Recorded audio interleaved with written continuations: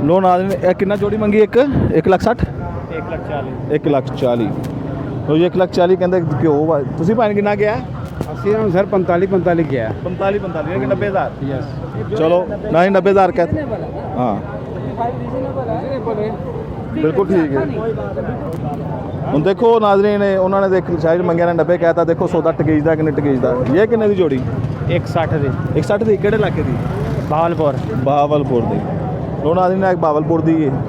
ਇਹਨਾਂ ਦਾ ਖਰਚਾ ਵੀ ਸੁਣਾਣਾ ਐਵੇਂ ਕਿ ਗੱਲ अच्छा ਕਰ अच्छा सुनाओ ਇਹ 5 ਕਿਲੋ ਦੇ ਇੱਕ ਟਾਈਮ ਗੰਦਮ ਖਾਂਦੇ ਨੇ ਇੱਕ ਬੱਕਰਾ 5 किलो एक टाइम दे कितने गंदम अच्छा 5 किलो गुली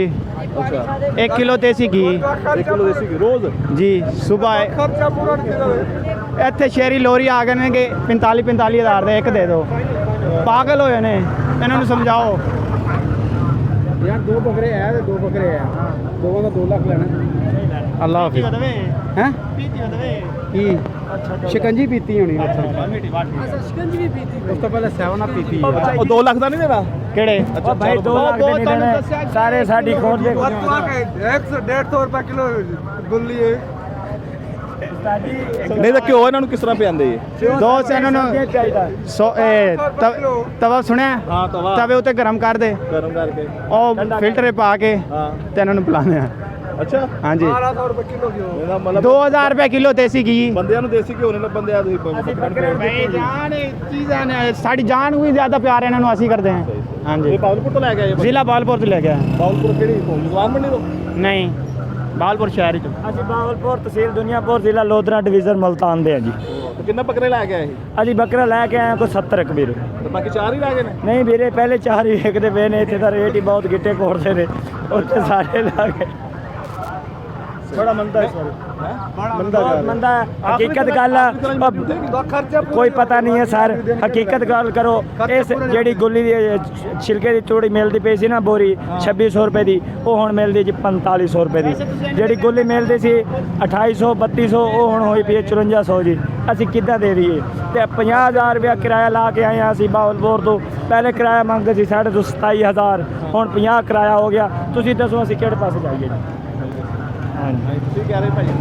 भाई मैं ये कह रहा हूँ कि आप ही इनको दिखाएं ना बकरे कितनी कीमत के हैं ये बकरे आप खुद अपने लोहरियों को समझाएं कि वक्लमंद बने ये इन बेचारों का कितना खर्चा हुआ है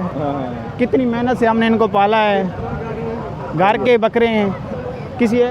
एक की भी इस तरह का बकरा मुझे इस मंडी में दिखा दें हाँ जी इसके अलावा मैं कौन सी है नस्ल राजनपुरी है राजनपुरी हाँ जी ये नाज़रीन राजनपुरी नस्ल है अल्लाह ताला इनके कारोबार में बरकत दे बिक जाएंगे इंशाल्लाह ताला पानी का ले रहा हूँ मैं यकीन कर तेनू पता नहीं देना गल मानदी चलो